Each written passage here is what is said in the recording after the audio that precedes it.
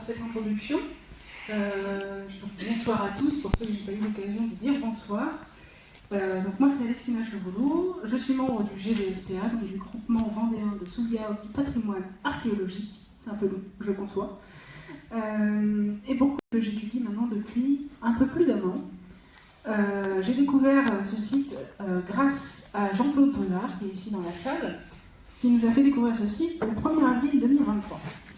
Donc au début, je découvre ce site, je me dis, ah c'est sympa, mais sans plus. Et puis petit à petit, quand même, vous savez, ça revient dans la tête souvent. Puis je me dis, ah, c'est quand même un site qui semble vachement intéressant. Donc je commence à me renseigner un petit peu plus sur ce sujet. Et aujourd'hui, je vais vous présenter pour vous une partie de mes recherches que j'effectue maintenant depuis un petit peu plus d'1 an. Donc ce soir, pour faire rapide, un petit sommaire, je vais d'abord vous présenter le site actuel, donc à quoi il ressemble, pour que vous ayez une idée de quoi on parle. Ensuite, je ferai un point sur l'historiographie. En gros, on va retracer l'histoire du site à travers les archives qu'on a. Je parlerai principalement des différentes familles qui se sont succédées sur le site, notamment pour ceux qui connaissent la famille des Guimbaud, et ensuite ceux de la famille Rouvière et de ses héritiers. Et ensuite, la partie la plus inédite, c'est-à-dire l'étude du blason de l'ancien logis.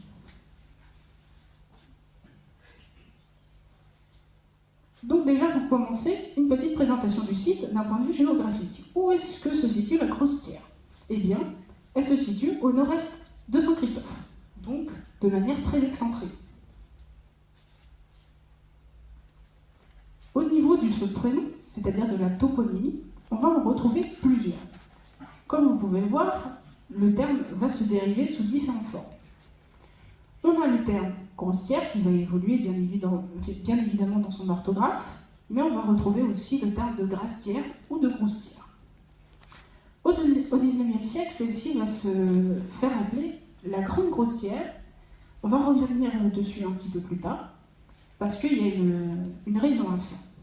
Voilà, pour ceux qui connaissent Saint-Christophe, je pense que vous le savez, mais on reviendra dessus un petit peu plus tard. Alors le site aujourd'hui, à quoi il ressemble? Je vais vous montrer avec la souris, ça sera peut-être plus simple. On a deux parties. Une première qui constitue un château, juste ici, donc en plan en L, avec une tour hexagonale dans l'angle intérieur. On retrouve aussi un ancien logis, donc, qui se situe ici, donc qui est plutôt sur un plan rectangulaire avec une cour intérieure. Pour ceux qui sont l'œil le plus averti, vous pouvez remarquer qu'il manque effectivement une partie déjà au niveau de l'ancien logis. Effectivement, cette partie a disparu. Elle s'est effondrée entre 2014 et 2017. Ici, vous avez une photo qui a été prise dans les années 2000. Et en fait, ici, vous voyez que vous allez avoir une partie qui est encore présente, qu'on ne retrouve plus ici. Donc, bien évidemment, quand on parle d'études, souvent on se dit ça va être plutôt le papier. Eh bien, pas du tout. Avant l'étude, eh bien, il faut un peu se retrousser les manches et retirer la végétation qui sont déjà présentes sur le site. Donc là, c'est un travail d'équipe, mais aussi de collaboration avec des personnes qui habitent sur place. Donc on peut voir qu'on essaye de retirer le lierre pour faire apparaître la pierre pour avoir derrière moyen d'apercevoir les façades propres pour avoir une idée de réellement à quoi ça ressemble en dessous de toute cette végétation. Donc je vais faire une brève description de ces façades, puisqu'ici nous sommes dans l'ancien logis. Nous sommes dans ce qu'on appelle la cour intérieure de l'ancien logis. Vous avez notamment ici la partie qui va le plus nous intéresser nous ce soir, qui est celle de l'escalier avec la présence du blason. On a ici la partie du logis qui est certainement la partie la plus ancienne, donc celle qui remonte au moins au début de l'époque moderne, voire peut-être avec une installation d'époque médiévale, mais là-dessus, on n'est pas encore totalement sûr. Quand je dis qu'on n'est pas sûr, c'est pas qu'on n'a pas moyen de savoir, mais c'est plutôt que pour le moment, on ne peut pas encore étudier cette zone, parce que comme vous pouvez le voir, Ici, vous avez tout simplement la charpente qui est en train de s'effondrer. Donc, pour le moment, on évite d'y mettre les pieds. Alors, vous en faites pas, c'est en cours de restauration. Donc, prochainement, on va pouvoir y mettre les pieds sans risquer sa peau. Donc, ce qui est intéressant sur cette partie la plus ancienne, c'est qu'on a la présence d'une porte centrale avec des fenêtres qui sont disposées de part et d'autre de cette porte. Et en fait, à l'étage, on va avoir, je ne sais pas si vous allez voir, mais en fait, vous avez des petits carrés qui sont faits dans la brique, et c'est tout simplement des pigeonniers. En fait, vous avez plus d'une cinquantaine de pigeonniers présents sur toute la façade. Perpendiculaire à cette première façade, vous avez un autre corps de logis, cette fois-ci beaucoup plus récent. Ça se voit notamment par la taille de la pierre qui est utilisée, que vous voyez ici au niveau des encadrés de fenêtres. C'est quand même quelque chose de beaucoup plus régulier et de beaucoup plus travaillé que sur la façade la plus ancienne. Quelque chose aussi que j'ai oublié de souligner, c'est que la majorité des pierres utilisées pour la construction sont faites en schiste, c'est-à-dire de pierres qui sont sur place. Or, le granit est importé, c'est-à-dire qu'on fait venir d'ailleurs, certainement de Saint-Martin, pour venir créer justement tout ce qui est encadrement de fenêtres et de portes. On retrouve sur le site aussi quelques dépendances. Vous avez la présence, juste ici, d'un four à pain. Ici, la présence, alors, ce qu'on appelle une orangerie, mais certainement plutôt une étable. Vous avez ici, alors certainement un poulailler ou quelque chose pour un petit bâtiment agricole. On retrouve aussi, beaucoup, principalement, le château 19e.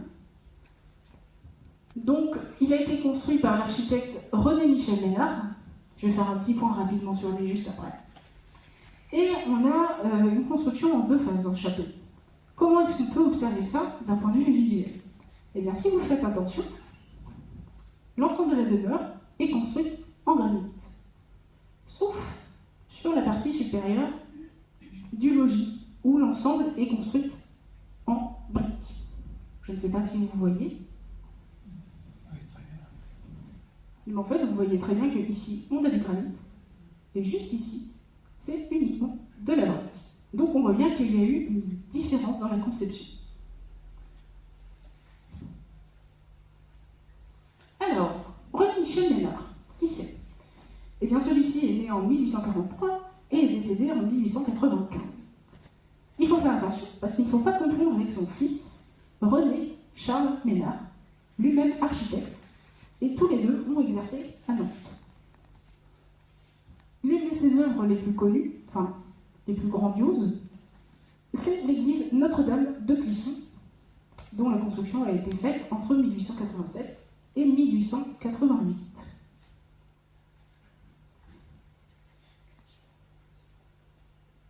On retrouve aussi sur la propriété un bassin. Donc vous pouvez voir aussi ici un gros travail de nettoyage. L'étude de ce dernier n'est pas encore terminée. On peut effectivement penser qu'il s'agisse d'un lavoir, même si nous ne sommes pas encore totalement sûrs de son utilité primaire. C'est-à-dire qu'il a certainement été réutilisé par la suite comme étant un lavoir, mais à la base, on a des doutes quant au fait que ce soit réellement un.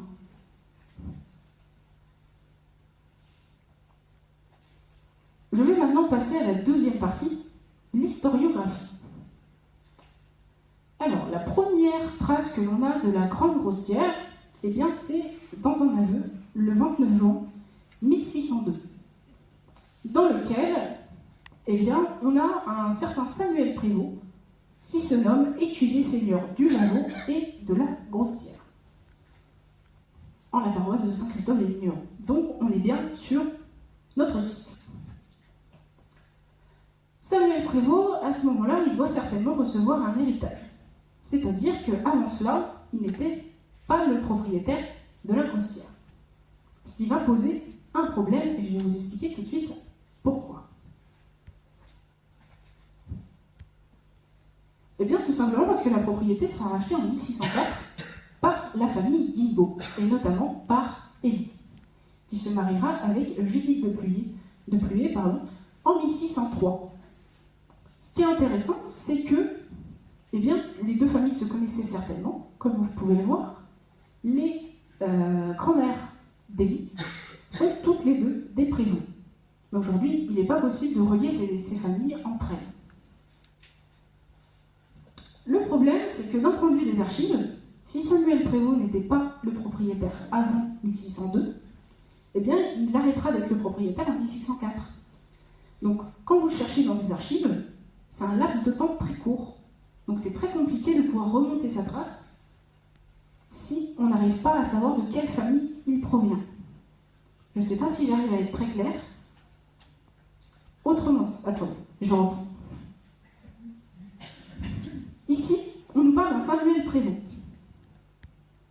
Le problème, c'est qu'on commence à avoir sa trace à partir de 1602. On ne sait pas qui il est, ni d'où il vient.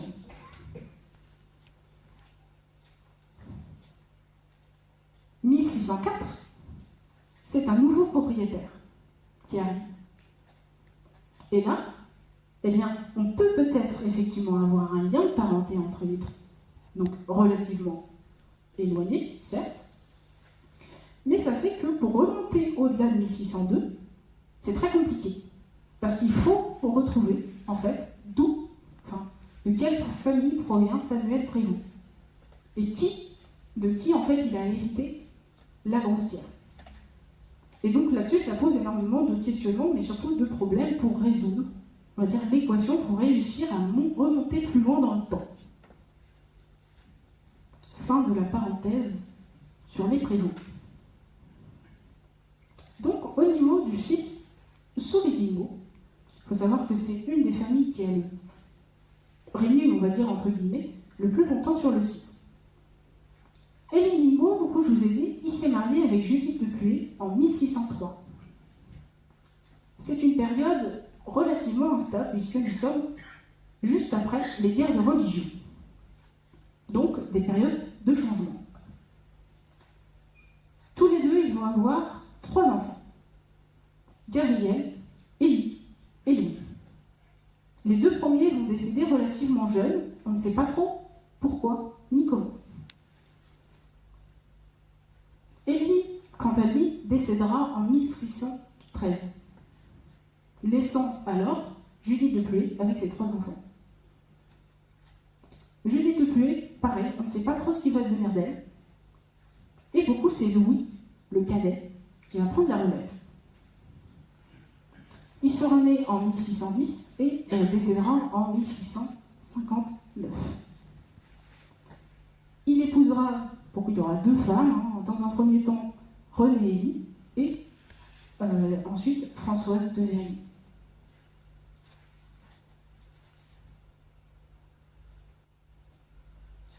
Beaucoup, ce qui est intéressant, c'est que dans la période de son premier mariage, eh bien, dans le même temps, on a encore des conflits entre protestants et catholiques. Nous avons notamment le siège de La Rochelle qui dure du 10 septembre 1627 au 28 octobre 1628, dont ici vous avez une représentation avec le cardinal Richelieu. Et ce qui est intéressant, c'est que beaucoup, on a la paix d'Alès qui arrive juste derrière le 28 juin 1629. En quoi c'est intéressant? Eh bien, tout simplement parce que Louis va se marier pour la première fois en 1628. Et si vous remarquez, de cette première union, il va avoir 2 enfants, Jacques et Charles. Jacques, le premier, se mariera avec Anne de Bedée. Ce qui est intéressant, c'est que Anne de Bedée, elle, est catholique. Il va donc se convertir au catholicisme. Mais son frère, Charles, eh bien lui va décider d'émigrer en Angleterre, et on peut donc en conclure qu'il restera protestant. Ce qui est intéressant, c'est que lorsque vous regardez l'histoire de France de manière générale, on n'a pas l'impression que ça puisse réellement impacter la vie de tous les jours. Eh bien, ici, on a un exemple pur du fait que des conflits qui peuvent nous paraître aujourd'hui relativement éloignés, à l'époque, divisaient réellement des familles. Bien évidemment, je ne vais pas spécialement décrire la branche, on va dire, secondaire avec Françoise de Véry, ça ne nous intéresse pas spécialement ce soir. Et beaucoup, c'est Jacques, le premier fils, qui va hériter de la Grostière.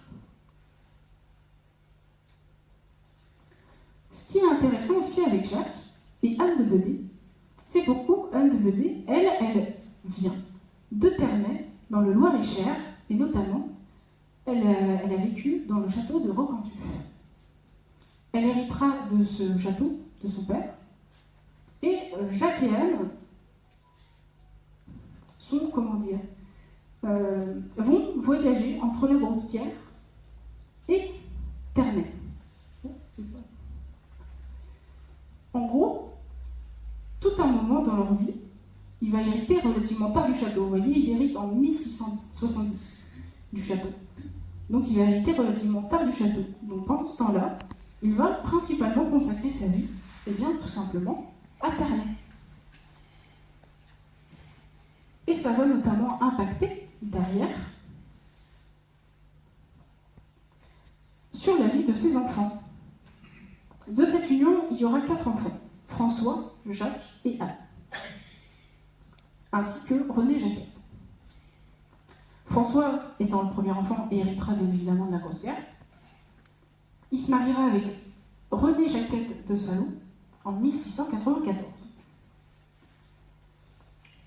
Ce qui est intéressant ici,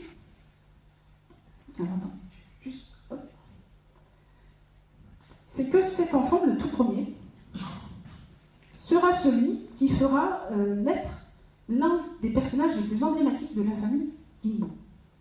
Et ce sera le cadet.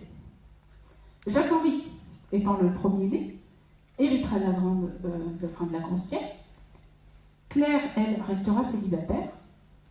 Par contre, François-Jacques, lui, va intégrer l'ordre de Malte et il en deviendra bailli. Il aura une existence extrêmement importante et prépondérale dans la famille, c'est-à-dire qu'il va avoir une très grande influence sur notamment le dernier Guilbault, qu'on va aller voir tout de suite après. Aussi, ce qui est intéressant à cette période, c'est qu'on peut voir, on va avoir la construction d'une chapelle privée à la Grostière. Donc on a l'autorisation le 29 avril 1714 par l'évêque de Luçon de construire une chapelle privée dédiée à Notre-Dame de la Victoire à la Grostière sur demande de François Guilbault. Pourquoi, me direz-vous? Eh bien c'est extrêmement simple. Comme je vous ai montré un petit peu plus tôt, la Grostière est très excentrique par rapport à Saint-Christophe. Ce qui fait que les hivers, la route qui mène à Saint-Christophe devient impraticable. Et donc, vous ne pouvez pas vous dédier à Dieu comme vous devriez normalement le faire. Pourquoi il demande à l'évêque, effectivement, de construire une chapelle privée. Cette chapelle privée, aujourd'hui, vous allez me dire, qu'en est-il advenu? Eh bien, on ne sait pas. On ne sait pas où est-ce qu'elle était. On ne sait pas s'il reste quelque chose. Et on ne sait pas non plus les dimensions que celle-ci avait. C'est une des questions sur lesquelles aussi aujourd'hui on essaye de travailler. Donc, Jacques-Henri, le premier, qui a hérité de la Grostière, lui va avoir 3 enfants. Alors, j'ai toujours du mal à prononcer son nom, je m'en excuse. Hermenegilde, qui va être, lui, né en 1737 et décédé en 1770. Louis, qui ne vivra que 5 ans, et Luc-Alexandre, qui deviendra lui aussi une des figures les plus importantes de la famille Guilbault. Vous vous souvenez de l'ordre du bailli, un petit peu plus tôt? Eh bien, regardez, Jacques-Henri, il décède en 1749, Luc-Alexandre né en 1737.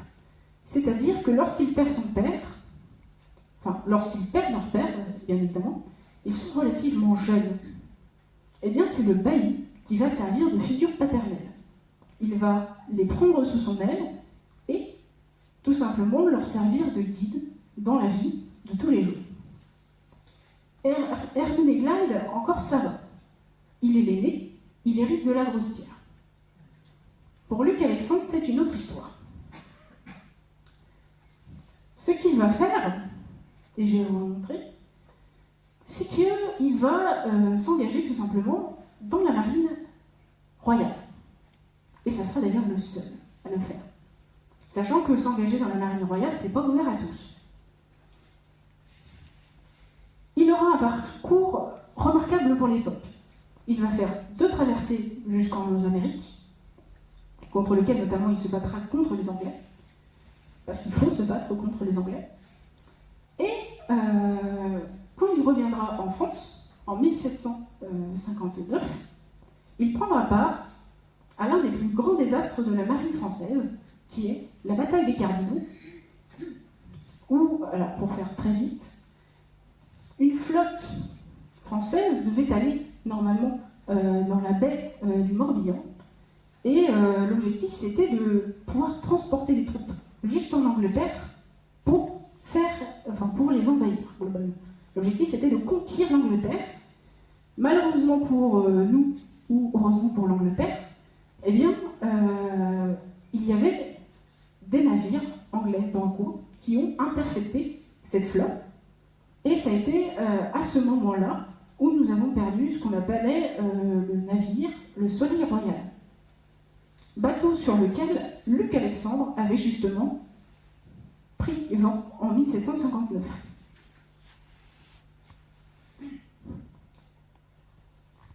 C'est aussi dans cette bataille où Luc Alexandre sera blessé à vie.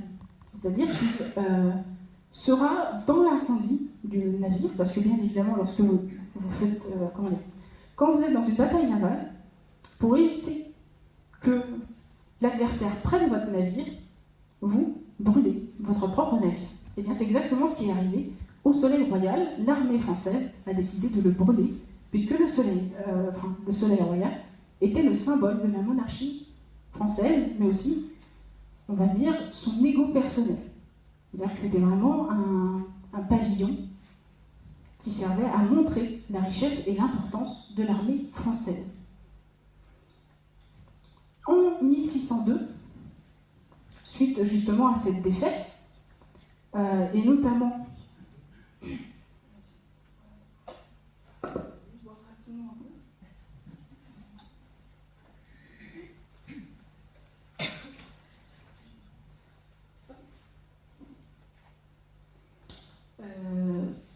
Oui, très bien.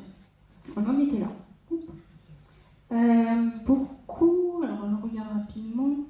Est-ce que j'en étais bataille de Quiberon. C'est ça. Donc, pour la bataille de Quiberon, c'était le 14 novembre 1759, pour ceux que ça intéresse.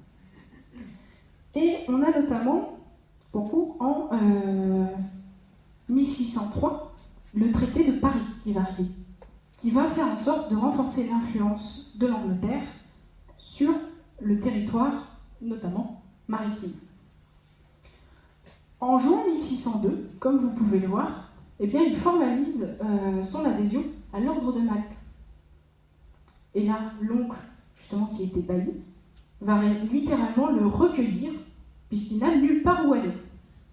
Donc, il va se rendre à Malte, puis derrière, revenir dans la commanderie de Buisson, où il rejoint son oncle.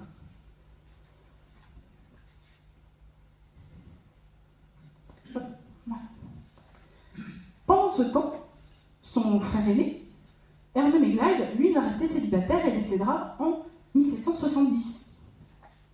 Et donc, naturellement, la Grossière revient à Luc Alexandre, où il va décider de s'installer avec notamment Perrine Mauclerc de Mâconnais en 1770, où il va se marier avec elle. De cette union, il va naître 4 enfants. Cécile Victoire-Marie, Jacques Lucudel, Samson Louis Victor, Samson,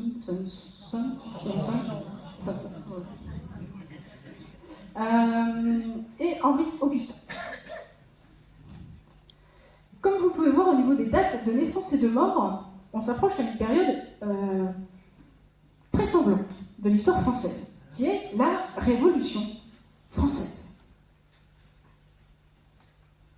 Donc, 1789, je pense que je ne vous apprends rien, Révolution française. La monarchie absolue, bon.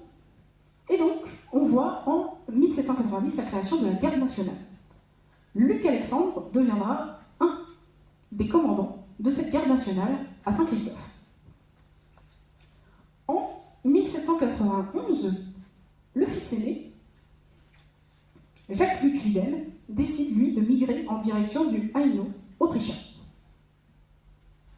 Entre nous, très bon choix, puisqu'il sera le seul survivant de la famille. En 1792, la majorité de la famille se retrouve à Nantes.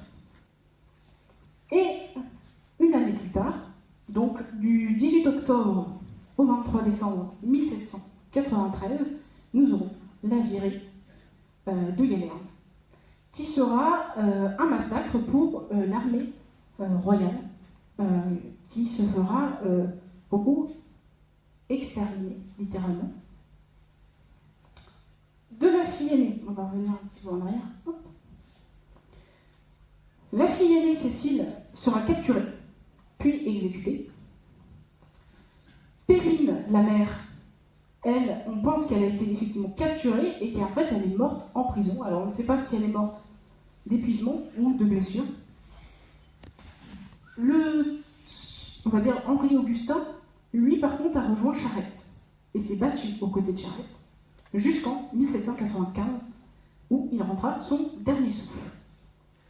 Il nous reste donc Luc-Alexandre. Luc-Alexandre était à la virée de Galerne. Il a réussi à s'échapper, mais il sera rattrapé à Angers où il sera brûlé vif dans une habitation.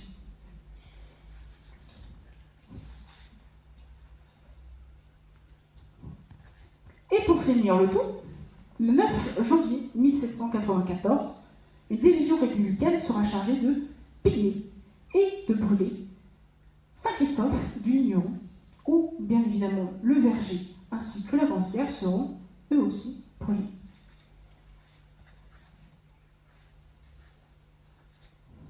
La Grossière, on ne la retrouve qu'à partir du 3 mai 1798, où un certain Jacques-Alexandre Rouvière décide de racheter pour la modique somme de 233 francs, enfin 233 000 francs, pardon, donc la maison principale de la Grossière, ainsi que d'autres dépendances dans les alentours.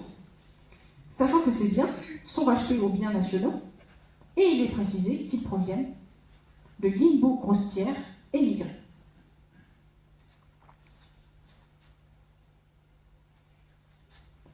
Rouvière, je vais peut-être faire un petit point, c'est simplement un notaire très riche, et donc il se permet à cette période de racheter énormément de biens par le biais de l'État.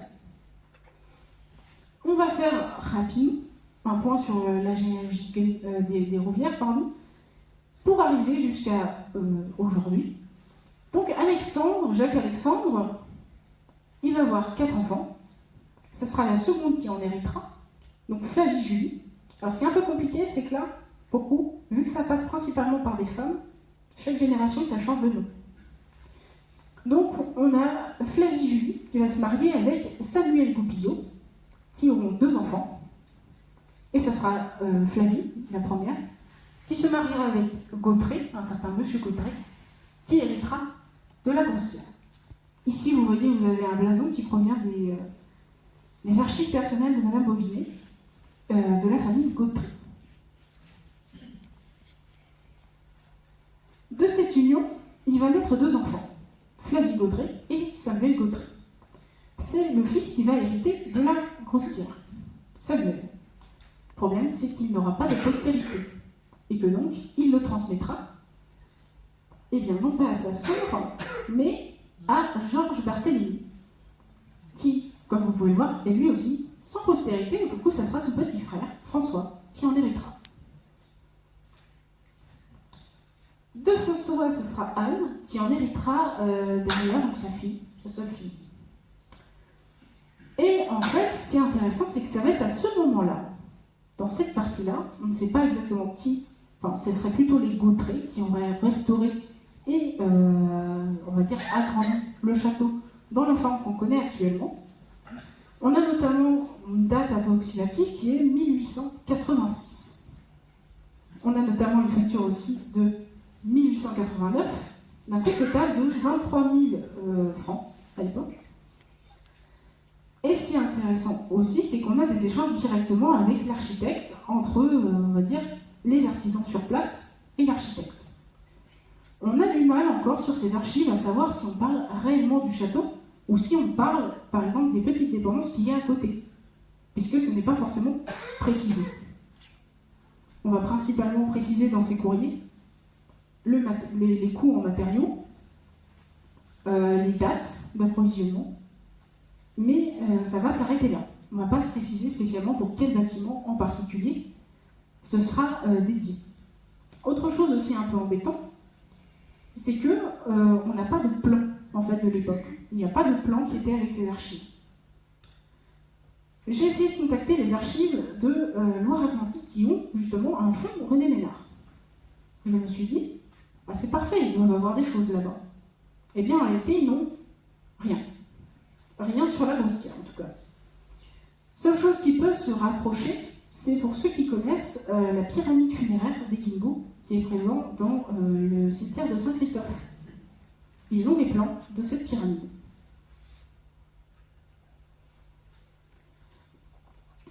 Ça, on a déjà fait. Je passe.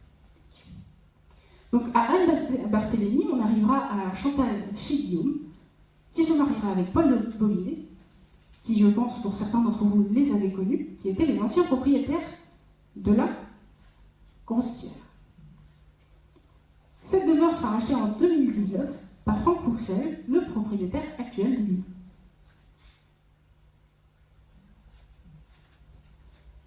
Maintenant qu'on a fait un tour très rapide, très succinct, je l'accorde, du site et de son histoire, il va être temps pour nous, maintenant, de nous attarder un peu à l'étude héraldique du blason et bien de l'ancien logis. Donc les dimensions de ce blason sont de 59 par 64 par 7 cm. Il est réalisé en granit et la partie inférieure a été cassée. Je vais vous le montrer. Vous voyez ici, c'est noirci. Eh bien, c'était détruit par le feu. La pierre est éclatée tout simplement par le feu, par la chaleur. On a une tentative de restitution en ciment. Alors, avant, elle faisait tout le bas. Aujourd'hui, il ne reste que l'angle. Le reste est tombé. On peut supposer aussi que cette pierre, eh bien, en fait, elle n'est pas à son emplacement d'origine. C'est peut-être une pierre qui n'était pas de base au niveau de cet escalier. C'est peut-être un réemploi. Comment est-ce qu'on peut arriver à cette conclusion? Eh bien, je vous ai dit que la pierre avait été détruite dans la partie inférieure par le feu. Or, sur le mur, vous n'avez aucune trace de feu.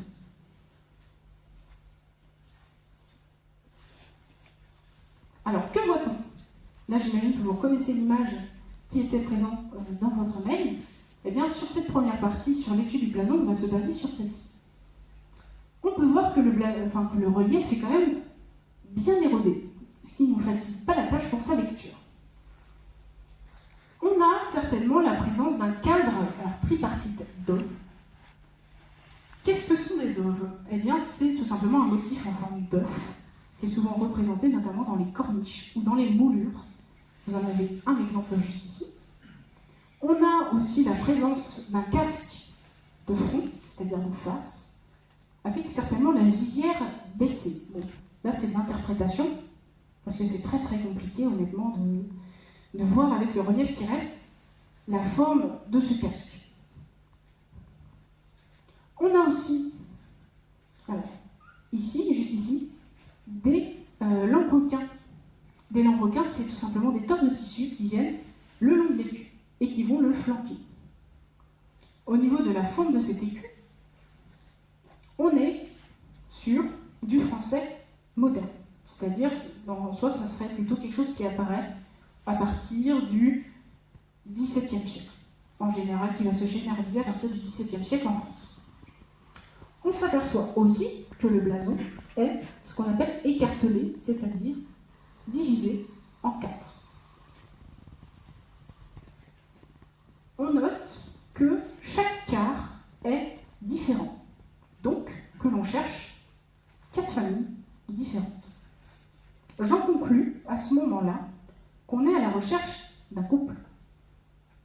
Puisque quand vous vous mariez, eh bien vous avez 4 familles techniquement qui se rejoignent.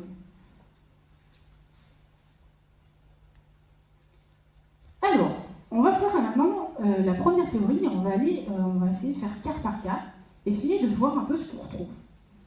En 1, nous avons la présence de 3 points. Un ici et un là. Il va falloir un peu plisser les yeux, je vous le dis. Ces 3 points, je me dis, quelle famille peut avoir un blason avec 3 points comme ça? On est à la grossière et pourquoi tout de suite, je pense au guillemot. Le blason est 2 gueules à 3 roses d'argent. Nous aurions donc, en 1, la présence du blason des guillemots.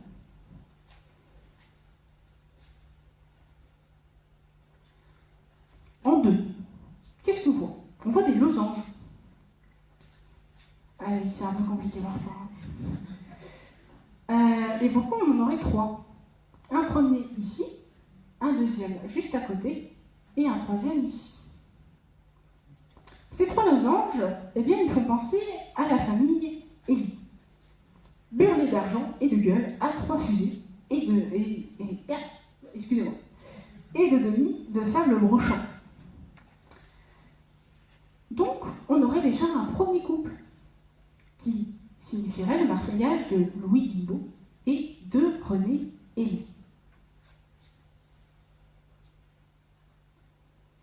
En 3, et là il va falloir encore plus plisser les yeux, une figure peut-être équestre, c'est-à-dire une figure avec un cheval cabré. Il va falloir me suivre et me croire. Ici, vous voyez la tête qui va tomber petit à petit. Ici, vous avez une ligne, et ici, on va avoir une patte. De l'autre côté aussi, et ici, vous allez avoir une autre patte avant qui descend et une autre qui monte. Et là, je commence à me buter à un problème. Parce que pour trouver une figure équestre dans l'arbre généalogique des Guilbault, eh bien, c'est pas si facile que ça. Là, ici, nous avons justement le blason de la famille de Bedeux. Ce blason, je ne l'ai pas trouvé tout de suite, parce qu'il n'est pas disponible sur des recherches en ligne. Il a fallu que je contacte la Société d'Histoire de Vendeau pour avoir ce blason. Ce blason est le suivant, d'argent à une licorne passante de sinople. Et déjà, là, il y a un problème. Parce que nous, notre licorne, elle marche sur le blason, sur le blason des Bedets, mais nous, sur le terrain, la nôtre, elle est cabrée.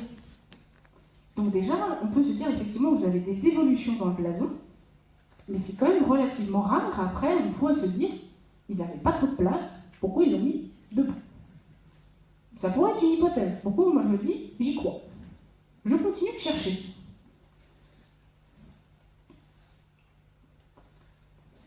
Et donc, en 4, qu'est-ce qu'on aperçoit? Un oiseau bicéphale, c'est-à-dire avec 2 têtes. Ici, on va essayer de faire ça ensemble, vous avez le bec, un œil, et ici vous avez ce qui ressemblerait à des petites ailes. Très simple, certes. Mais on aurait ici un oiseau bicéphale. Donc je commence à chercher des oiseaux. Et donc je commence à les chercher un peu. Beaucoup. Passionnément. À la folie. Et je ne trouve pas d'oiseau. Donc là j'ai un problème, parce que j'ai pas d'oiseau. Ce qui se rapproche le plus d'oiseaux, c'est ici, la famille Susanée, et on a des petites canettes, c'est-à-dire des cannes toutes petites. Le problème, c'est que ça ne ressemble pas du tout à ce que j'ai. Et j'en ai pas du tout. Du tout. Donc je me dis, on avait déjà 2-3 problèmes avec les autres blasons, et là, j'ai rien qui correspond. Pour faire un point rapide, à force de passer du temps sur ce blason, je me rends compte aussi qu'il y avait d'autres problèmes à l'avance. Au niveau des Guimbaud, ça ne change pas. Je suis sûre de moi, c'est la famille Guimbaud. En deux, par contre, je me dis, la famille Guély, lorsque vous représentez son blason, eh bien, elle commence avec une moitié de losange. Puis, il y en a 3 complets, puis une autre moitié. Là, dans notre cas, nous, on commence directement avec une complète. Et il y a un principe extrêmement simple en héraldique, c'est que tout est symétrique. C'est-à-dire que si vous devez couper le blason, vous le coupez au milieu. C'est-à-dire que si on avait dû couper ce blason, on aurait fait une moitié, une entière et une autre moitié.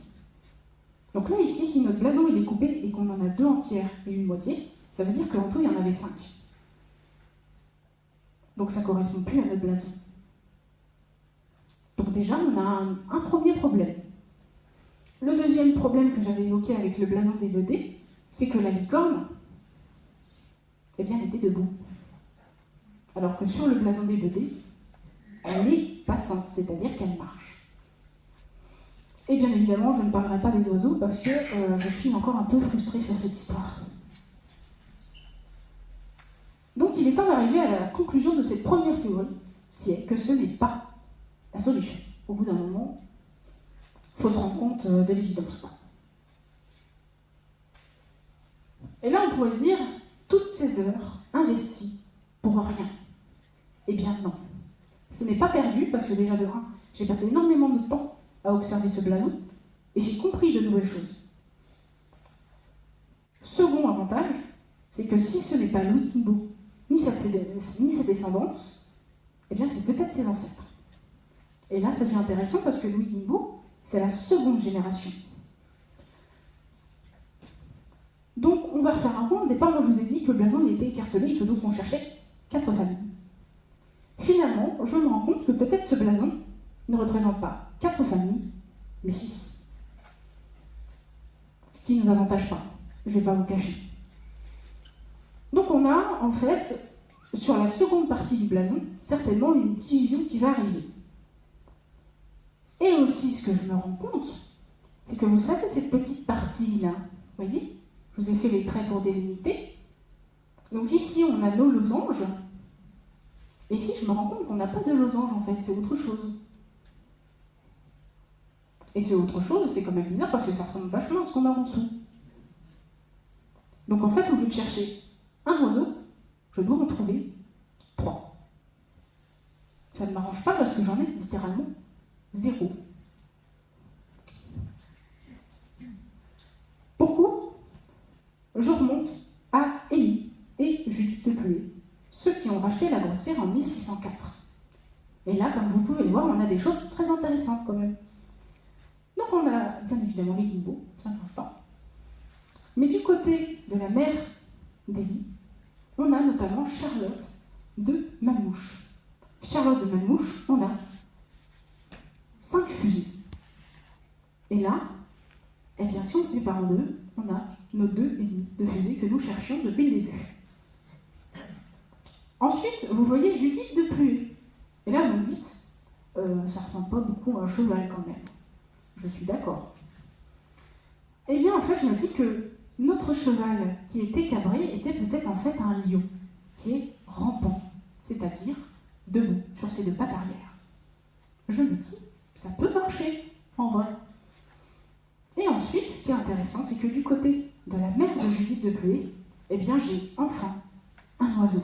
Et vous ne pouvez pas savoir à quel moment j'étais heureuse de le voir, celui-là, parce que ça faisait un petit moment que je cherchais. Mais vous pouvez me dire, c'est quand même bizarre, parce qu'il n'a qu'une tête, cet oiseau. On va y venir tout de suite. Oui, voilà, juste un point rapide, quand même, avant. Donc ici, on aurait les Guimbaud. Ici, les 2 Malmouche. Et ici, on aurait potentiellement les Prévost. Comme je vous l'ai dit un petit peu plus tôt, j'ai pas réussi à remonter, on va dire, au niveau un petit peu plus haut que Catherine Prévost. En fait, je n'arrive pas à avoir d'archives qui me disent qui étaient leurs parents, et si je ne sais pas qui sont leurs parents, je ne peux pas savoir à quoi ressemble le blason de la famille. Donc je me dis, peut-être cet oiseau qui est représenté sur le côté pourrait être la famille Prévost. Ensuite, en dessous, ce que j'avais identifié comme étant une figure équestre au début, je l'identifierais plutôt comme un lion, et pour coup, ça pourrait être la famille de Plu. Et ensuite, on a deux familles, pour coup, la famille Bastard et la famille Cresson. On va expliquer tout ça un petit peu plus en détail. Alors, comme élément de comparaison pour le lion, vous avez ici un blason du 18e représentant un lion exactement dans la même position que celui des plumes. Et en fait, ce qui est intéressant, c'est qu'ici, vous avez la courbure de la tête, vous voyez, et on descend. Et en fait, on retrouve aussi cette même courbure juste ici, avec les pattes de chaque côté.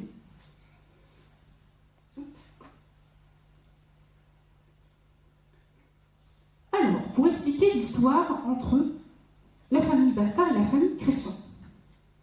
Notre Louise Bastard de la Cressonnière, de son nom complet, est la fille de René Ier Bastard de la Cressonnière.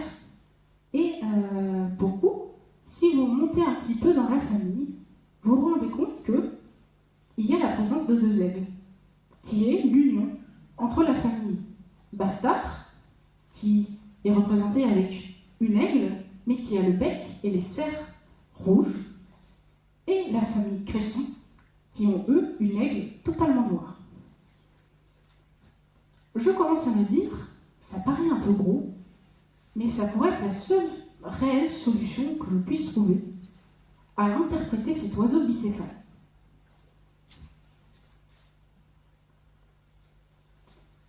Je tombe dans un ouvrage sur le dessin du cartouche du château de la Cressonnière qui se situe sur le portail d'entrée.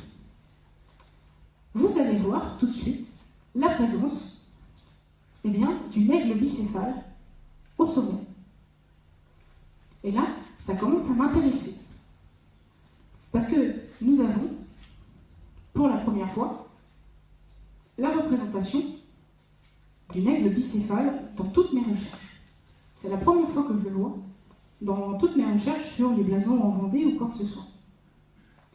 Ce qui est encore plus intéressant, c'est que vous regardez la date sur le cartouche, nous sommes en 1566, et que donc c'est la même année où Louise Bastard de la Cressonnière va se marier avec Pierre, il me semble. Je ne sais plus, j'ai oublié. Non, Jean. Je me suis trompée. Jean de Pluet. Et vous voyez, elle s'est mariée en 1566. Vous avez, alors, je vais quand même essayer de vous montrer. Ici, le blason de la mère de Louise. Et ici, vous avez l'union des deux blasons, donc de la famille Bastard et de la famille Girard, qui s'unissent ici. Sachant que ce cartouche, le château de la Cressonnière, a été reconstruit par le frère de Louise. Donc là, ça commence à nous intéresser. Donc ce que je fais, c'est que je contacte les propriétaires de la Cressonnière actuelle et je leur demande des photos de ce portail, parce qu'il est encore existant, c'est la seule partie du château qui existe encore aujourd'hui. Et donc, je m'attarde directement sur ce soi-disant oiseau bicéphale. Eh bien, le problème, c'est que, comme vous pouvez le voir, le blason est encore une fois très érodé. Mais j'ai pas forcément l'impression que celui-ci est bicéphale. Je vous laisse interpréter et vous faire votre avis sur la question, puisque là, c'est vraiment sujet à interprétation.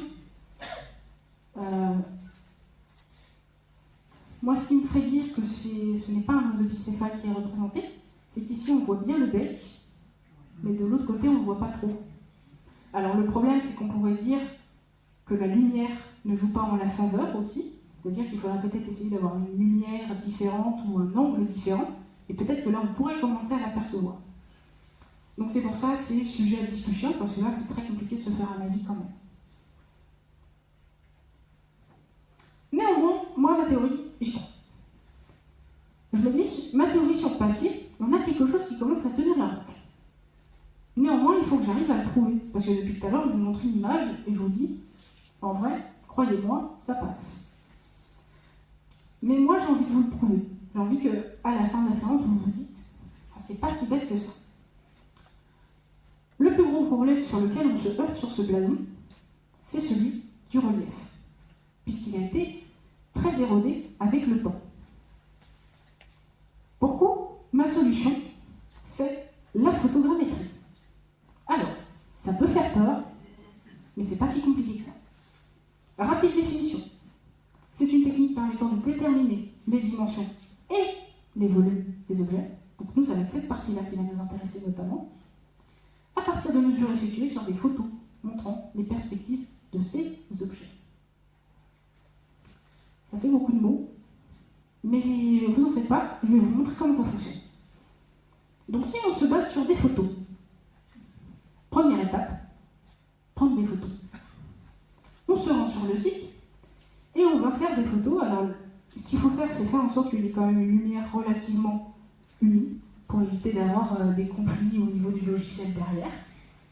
Ici, pour le blason, j'ai réalisé 84 photos en tout. J'aurais pu aller chercher la centaine, mais honnêtement, on a déjà un très très beau résultat avec ce nombre de photos. Ce qui est très important, c'est vraiment prendre dans plein d'angles différents pour avoir justement ces reliefs.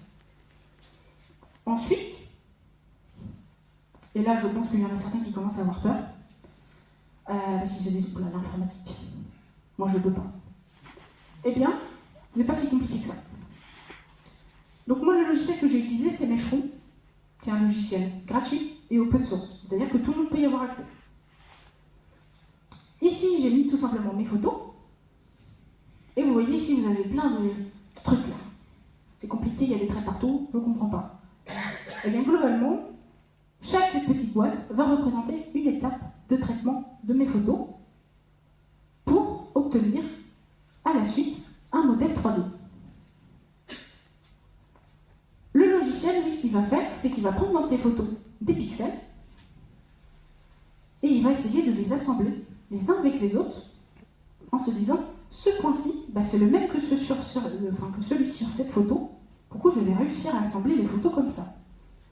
Et vous pouvez voir sur le logiciel, ici, des petites boîtes blanches.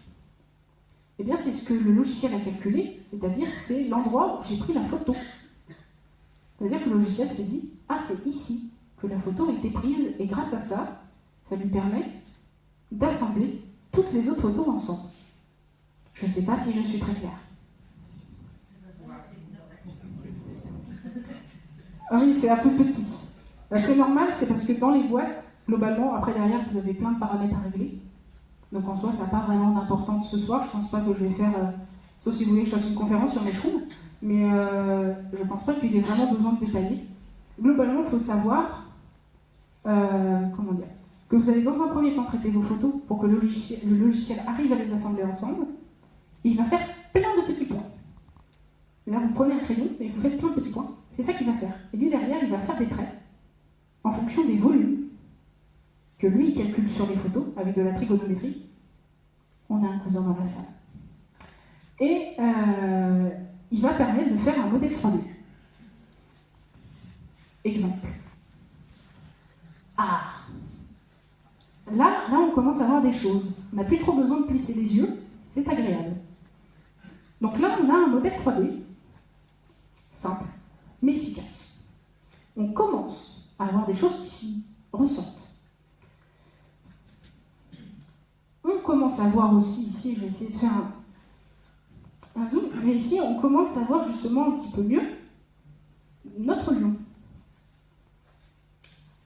Ce qui est bien aussi du modèle 3D, l'avantage, eh bien, c'est que vous avez les volumes sans avoir besoin de vous rendre sur place. En plus de ça, vous pouvez le manipuler comme vous voulez, et vous pouvez aussi, avec le logiciel, bouger la lumière comme bon vous semble. Donc pour faire ressortir des reliefs, c'est quand même fort pratique, parce que vous n'avez plus besoin d'attendre devant le blason, d'avoir la bonne lumière, le bon jour, pour faire une belle photo. En plus, là, j'ai réussi à avoir des paramètres relativement élevés, ce qui fait que j'ai une très très bonne résolution. Mais moi, je ne suis pas satisfaite. Parce que, globalement, on a un rendu correct. Mais on a toujours ce problème de relief, de le valoriser et de le mettre en avant. Parce que moi, quand je suis devant le blason, je le vois, mais quelqu'un qui n'a pas l'habitude ne verra pas ce que je vois. Donc, je vais rajouter une étape supplémentaire. Oui, encore de l'interface informatique, je sais. Ce logiciel, c'est Blender. Et pour le coup, j'ai réussi à trouver un peu une petite analogie pour essayer de faire comprendre aux gens c'est quoi l'objectif. Eh bien, c'est comme si, à la base, j'avais eu une feuille blanche. Et j'avais décidé avec cette feuille blanche de faire un origami. C'est-à-dire que je prends cette feuille, je la plie, et j'obtiens une petite cocotte. Cette petite cocotte, c'est mon modèle 3D. Eh bien, je vais décider de colorier cette petite cocotte en fonction de son relief. Vous allez notamment voir ici ce que j'ai décidé de faire, c'est-à-dire qu'en fonction de la hauteur, le logiciel va appliquer sur mon modèle 3D une couleur différente. Plus je suis en bas, plus c'est violet, plus je monte, plus il deviendra rouge rosé. Et là, quand on applique, eh bien on obtient quelque chose de fort intéressant. Et là, normalement, vous n'avez plus besoin de plisser des yeux. Et on obtient donc un relief qui se dégage parfaitement. Donc ce qui est fort intéressant quand même, c'est qu'on part d'un blason qui est extrêmement érodé, à l'œil nu, et qu'on a un résultat où il est difficile de dire non, ce n'est pas possible. Donc on va faire un petit point rapide. On a ici beaucoup bien nos 3 points, vous voyez, donc qui seraient potentiellement nos 3 roses. On voit encore mieux ici, vous voyez ces losanges, que je vous parlais un petit peu plus tôt, mais surtout ce que l'on voit encore mieux, c'est cette séparation ici. Séparation qui signifie bien que nous avons ici, dans ce cas-ci, 2 blasons distants. Donc on a les fusées, mais aussi notre aigle. Alors, on va passer sur l'autre côté. En fait, ce qui est intéressant aussi sur cette aigle, c'est que je peux comparer un petit peu mieux avec ce qu'on a en dessous. On voit très bien ici notre bec crochu, qu'on remarque. Mais ici, vous voyez, on a des petits trucs là sur le côté. Et en fait, j'ai réussi à me dire que cette petite partie-là, la première qu'on voit, le petit détachement, c'est l'aile, un peu paraplégique, mais c'est l'aile. Et en dessous, vous voyez, c'est un pic beaucoup plus accentué. Eh bien, ça serait la patte de l'aigle. Nous avons ensuite beaucoup, on voit très très bien aussi l'écartèlement avec les lignes. Et là, on va passer sur la partie justement qui est la partie la plus abîmée du blason. Ce qui est aussi intéressant, c'est qu'on voit justement que cette partie, c'est vraiment la partie la plus abîmée du blason, d'un point de vue de l'érosion.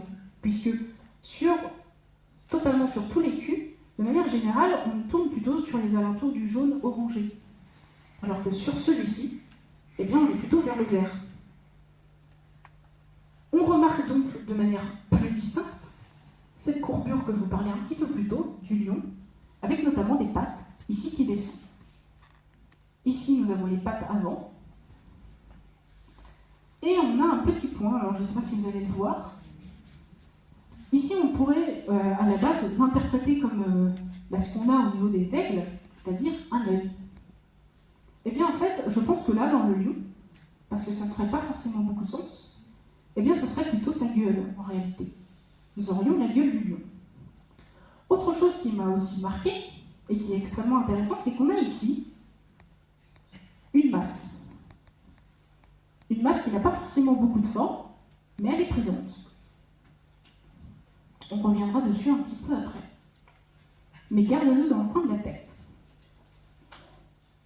nous avons aussi, beaucoup, là on voit très très bien aussi les aigles bicéphales, avec notamment eh bien, ces petites ailes sur le côté. Ce qui est aussi intéressant, c'est qu'au début, moi je vous ai dit, on a des lambrequins qui viennent flanquer les culs. Eh bien, je me suis rendu compte que ces lambrequins, eh bien, en fait, ils n'en avaient pas que, on va dire, une paire, mais deux distinctes. On en a une qui part du casque, vous voyez, qui descendent, mais ici, ça s'arrête. Pareil de l'autre côté. Et on a, après, une autre partie des lambrequins qui viennent flanquer de manière symétrique le blason. Donc ça, c'est des éléments de réponse que je n'avais pas forcément aperçus à l'œil nu, qui se rajoutent en plus.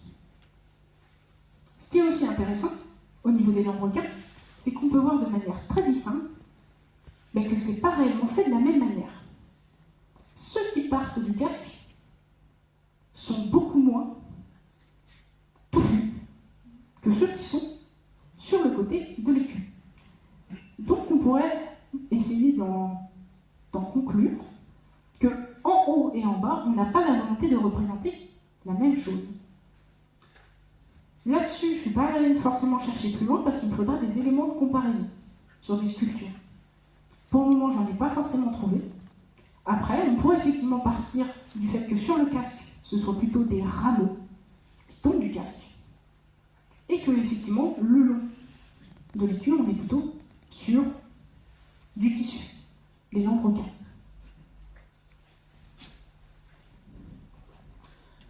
Vous vous souvenez de cette petite masse à côté du lion? Eh bien, si on regarde le blason déplué, normalement, nous devrions retrouver à côté de ce lion 3 étoiles. Or, pour le moment, j'en ai pas forcément parlé de ces étoiles.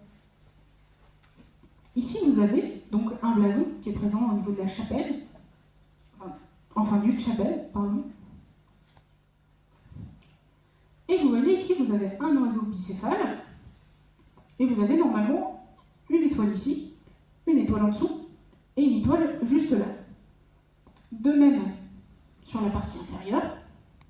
Mais ce qui est intéressant, c'est que cette étoile est directement en contact avec l'écartèlement, et que ça pourrait être exactement la même manière qu'on a décidé de représenter nos étoiles sur ce blason. Je ne sais pas si vous arrivez à me suivre. Mais ce qui est aussi intéressant, c'est pourquoi on s'aperçoit que l'étoile qui devrait être ici, n'est pas forcément présente, ou du moins pas entière. De même pour celle qui est représentée en bas. Eh bien en fait, on pourrait avoir exactement, ce même cas de figure. C'est-à-dire qu'on aurait une étoile qui est entièrement représentée, mais par contre, que les autres, qui étaient notamment sur le bord de l'écu, ont soit été représentés à moitié, voire pas du tout. Pour des raisons tout simplement de place. Parce que forcément, le bas de notre écu, eh bien, il est un peu coupé. Donc ça fait que vous ne pouvez pas forcément loger tout le blason. En plus de ça, si vous représentez, on va dire, un relief sur le bord de votre pierre, eh bien, il y a beaucoup plus de chances que celui-ci parte plus facilement.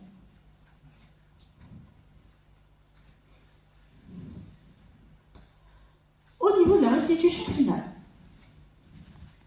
donc on a, alors là ici vous avez un grand texte, c'est normal, c'est le langage héraldique. Mais on va d'abord s'attarder au niveau du dessin. J'ai décidé d'y mettre des couleurs, parce que c'est plus simple. La couleur, je n'ai pas abordé le sujet, mais il est possible que ce blason, avant qu'il n'apparaisse comme nous le voyons aujourd'hui, ait été peint à l'époque, et que donc on voyait certainement un petit peu mieux de quelle famille il s'agissait.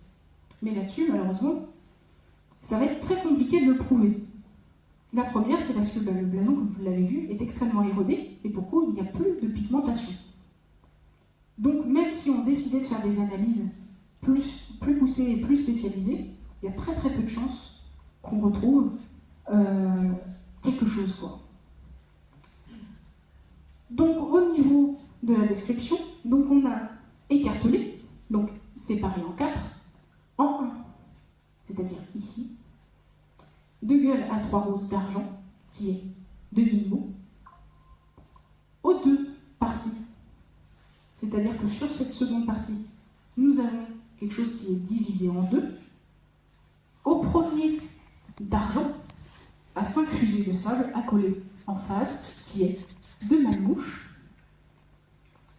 Donc en seconde partie, par contre, de cette partie-là, j'ai mis beaucoup de points d'interrogation. Néanmoins, j'ai décidé d'interpréter ça comme étant une aigle. Je ne peux pas dire sa couleur non plus, de quelle couleur celle-ci était. Et je l'associe potentiellement, je dis bien potentiellement, là c'est vraiment de l'hypothèse pure, au prévôt. On a au 3, d'azur au lion d'argent, armé, lampassé et couronné d'or, accompagné de 3 étoiles d'argent, qui est de plume. Sur ma restitution, j'ai décidé, quand bien même, de mettre 3 étoiles. Je me dis que peut-être celles-ci ont disparu, mais qu'elles étaient présentes. J'ai décidé de représenter celle qui est à côté de l'écartèlement. J'ai décidé de représenter une juste en dessous, ici, parce que, souvenez-vous, ici, la partie est totalement manquante. Donc potentiellement, on aurait effectivement la présence d'une étoile, mais qui a disparu.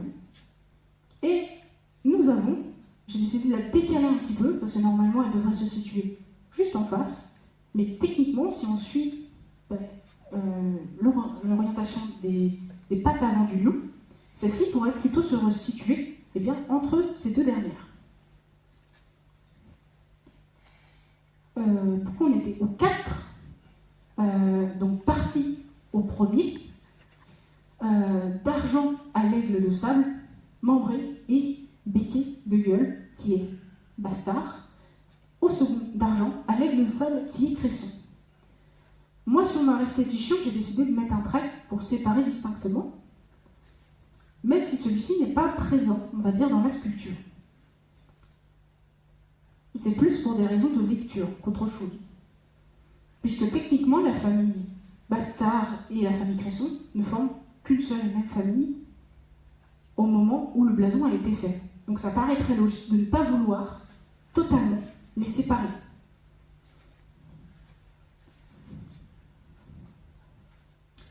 En conclusion de cette partie, ainsi que de cette conférence, il semblerait effectivement que ce blason, pour moi du moins, et j'espère vous avoir convaincu ce soir, représente l'union de la famille Pimpo et de la famille de Plume.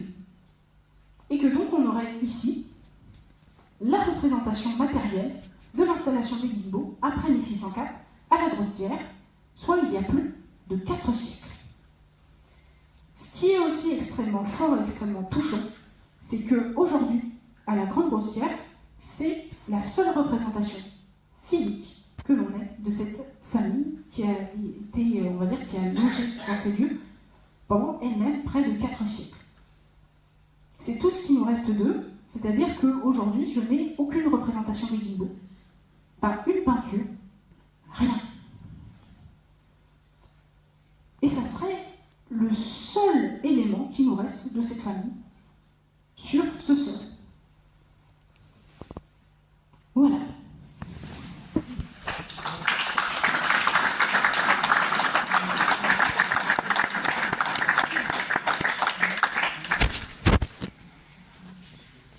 Merci bien. Donc, il y a peut-être un certain nombre de questions.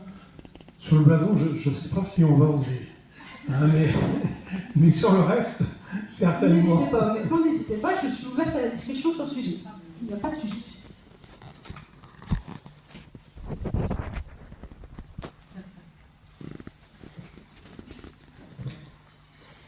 Votre étude a juste été faite sur ce bâtiment-là, parce qu'il y a, à la Grande Grostière, il y a un deuxième blason. Où est-ce qu'il se situe ce deuxième blason ?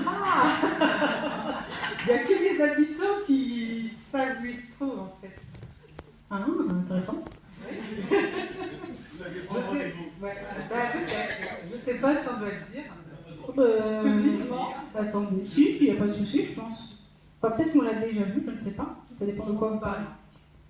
C'est dans quel bâtiment ? Il est bien caché, il n'est pas dans un bâtiment. Ah, il n'est pas dans un bâtiment. Ah bah ça serait bien parce que c'est un peu embêtant quand même. Et est-ce que vous avez des photos du bâtiment qui a été écroulé? Des photos d'origine? Non. La seule photo que j'ai, c'est celle que je vous ai montrée des années 2000. Vous n'avez pas avant? Non. D'accord. Mais Moi, peut-être je que suis née vous en avez des photos. 1970. Et moi, j'ai vécu 17 ans là-bas. Mhm. Et j'ai connu les bâtiments avant qu'ils tombent. D'accord. Et au bout, il y avait un tout petit bâtiment où notre papa, je suis avec mon frère là, c'était sa cave. Vous parlez... attendez. Est-ce que vous parlez... parce que beaucoup, vous avez l'ancien logis, où il y a l'escalier. Oui. Beaucoup, vous aviez une partie qui continuait. Oui, à gauche. Et beaucoup, vous aviez un tout petit coin, encore qui est debout aujourd'hui.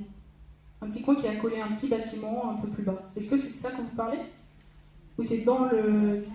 Ouais, attendez. Oui, on pourrait voir la photo. C'était en dessous de grenier en fait. Je pense qu'il y a des gens qui ont dû y aller dans cette cave. Alors c'était. C'est-à-dire que là, on a l'ancien logis qui est juste ici. Oui. Ici, vous avez la partie qui est écroulée. Oui, Alors c'était en dessous là. c'est en dessous. En dessous, c'est-à-dire Ça, oui. que vous pouviez descendre. Non, c'était un petit bâtiment extérieur qui était plus bas. Oui, oui, alors celui-ci est encore pas présent. Mais pour le coup, il y a toute la partie en fait qui est juste ici. Attendez, je vais essayer de regarder. Qui est juste ici, là. Vous voyez cette petite toiture? Non, c'est celui-ci, là. Ici. Il est juste ici. En fait, cette petite partie est encore présente. D'accord. Problème, c'est que quand, on va dire, le corps principal s'est effondré, le mur qui était le long s'est effondré dedans. Donc en fait, aujourd'hui, vous ne pouvez plus rentrer. Donc ça complique un peu les choses. Mais j'irai chercher. Et quand vous nous dites il y avait un lavoir, par contre, ça, on ne sait pas où il est. Eh bien, il est juste devant le château. En fait, il est vers ici. Ah oui, je vois très bien. C'est pas vraiment. Alors aujourd'hui, Madame Bobinet nous avait dit qu'avant son installation, c'était un lavoir, mais qu'en fait, de leur temps, ils ne l'utilisaient plus. Non, non. Mais aujourd'hui, sur le lavoir, on a beaucoup de doutes. Parce qu'en fait, quand vous avez un lavoir, l'objectif, c'est de laver votre linge. Et en général, quand vous lavez votre linge, vous appréciez avoir de l'eau propre. Vous n'avez pas d'arrivée d'eau, ni de sortie d'eau. Donc, c'est pas très propre. Et j'imagine très peu les gens aller chercher de l'eau avec un seau dans la rivière d'à côté, se ramener, sachant qu'on ne voit peut-être pas à l'image. Attendez. Mais ici, vous avez quand même plus de 2 mètres de profondeur. Hein. Non, on n'a pas de traces de ça. Par contre, on a effectivement un petit peu plus loin des rivières qui passent. Mais il n'y a rien qui passe de manière directe. Non. Ça serait pas possible dans la disposition des pierres. Attendez, je ne sais pas si on voit. Mais vous voyez, c'est vraiment juste des pierres qui sont accolées contre la falaise qui a été... Alors, on suppose aujourd'hui que ça a été une mine, en fait, une première mine, et derrière, ils l'ont aménagée pour en faire un bassin. Après, aujourd'hui, l'utilité de ce bassin, on ne sait pas. Il faudrait encore qu'on continue de nettoyer et qu'on arrive à avoir le sol, parce que là, on pourrait avoir un petit peu plus d'éléments. Et puis, il y a un escalier qui descend. Oui, il y a aussi un escalier qui descend, et ce qui est aussi très intéressant et très intriguant, c'est que cet escalier ne descend pas jusqu'en bas. Il s'arrête avant. Sachant qu'entre la dernière marche et le fond, vous avez entre 30 à 40 cm. Ce qui fait une sacrée marche quand même.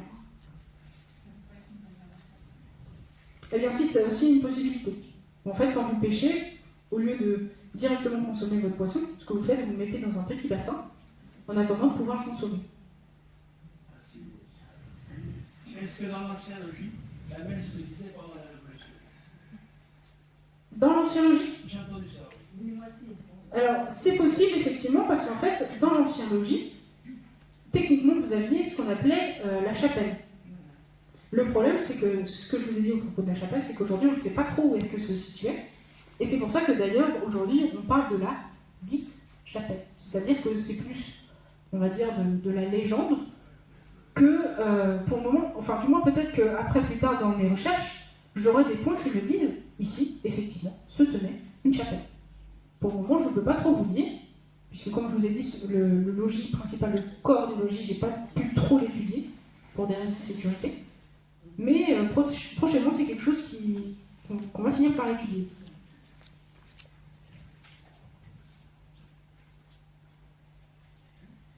Donc le blason, il est dans Le deuxième blason, apparemment, je ne peux pas vous dire. Mais peut-être, effectivement, qu'il est encore là.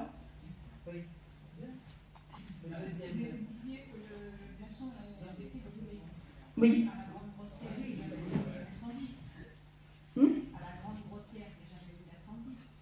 Si, techniquement, au moment où les colonnes infernales sont passées, ils ont tout brûlé.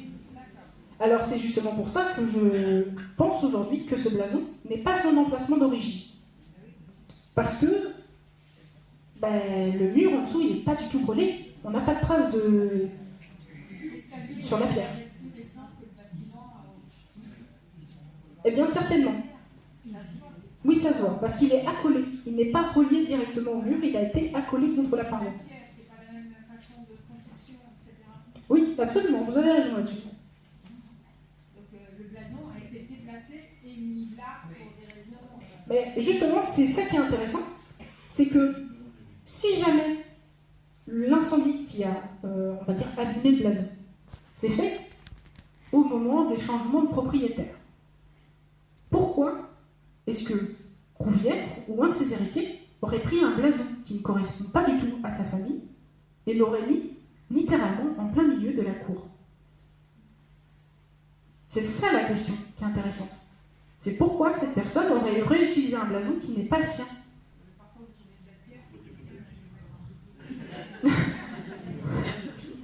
Oui, aussi, ça pourrait être juste décoratif. Les gens se sont dit, oh c'est sympa, je vais le mettre en plein milieu de ma cour, c'est tout à fait possible.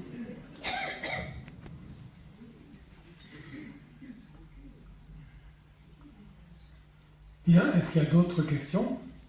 C'est le moment. Hein. Ou même si vous n'avez pas forcément de questions, mais plutôt un retour, par exemple, sur mes explications, ou si vous avez un point qui n'a pas été clair, n'hésitez pas. C'était l'objectif de faire des trucs clairs. Parce que, effectivement, lorsque vous présentez vos recherches, c'est bien d'être convaincu, d'être sûr de vous, mais si les gens autour de vous, ils ne voient pas ce que vous voyez, eh bien, ça n'a pas vraiment d'importance. Oui, mais c'était l'objectif, en fait. Moi, je vous ai vraiment, dans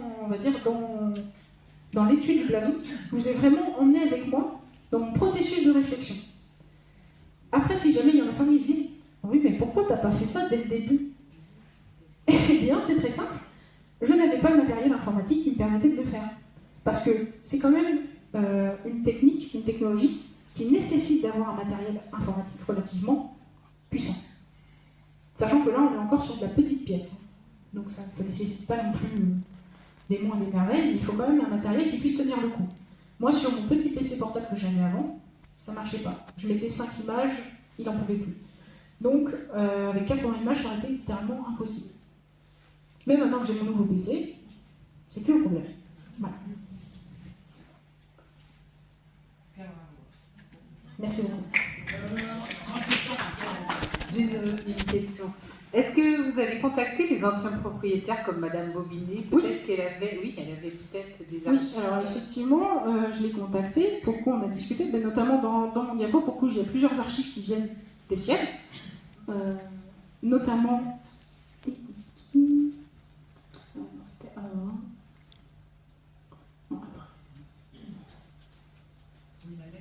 Par exemple, ça provient des archives de Madame Bobinet. Donc c'est le blason des Gautrey. Et la lettre ici, qui était un échange avec René Ménard, elle aussi provient de ces archives. On l'a rencontrée avec Jean-Claude, justement. On a discuté un petit peu. Après, il faut savoir que Madame Bobinet, aujourd'hui, elle est atteinte d'Alzheimer. Donc ça fait qu'elle a quelques problèmes de mémoire. Et quand vous travaillez sur la mémoire, parfois c'est un peu compliqué. Donc parfois on lui posait des questions, donc parfois juste elle ne se souvenait plus. Mais on a quand même pu échanger un petit peu, savoir l'utilisation des différents bâtiments aussi, de son temps. Et ça a été un échange qui était, ma foi, très intéressant. Alors oui, effectivement, elle n'a pas répondu à toutes nos questions, Et honnêtement, j'aurais été très surprise qu'elle le fasse, même si ça m'aurait bien avancé, hein, bien évidemment. Mais c'est vrai que nous, en général, quand vous allez rencontrer des anciens propriétaires, quand vous allez les voir, en général, vous ressortez avec plus de questions que vous n'aviez au départ. C'est comme ça. En tout cas, je pense que vous aurez une rencontre à faire, parce que j'ai l'impression que c'est des gens qui vous apporteront un certain nombre d'éléments. Donc, ça continuera votre Oui, c'est intéressant, effectivement. Pourquoi maintenant je sais que ce petit bâtiment, c'était une cave. Donc, merci à vous. Vous avez beaucoup de passion, et je pense que c'est la première fois, mais ce n'est pas la dernière. Merci à vous pour m'avoir invité ce soir. Merci beaucoup.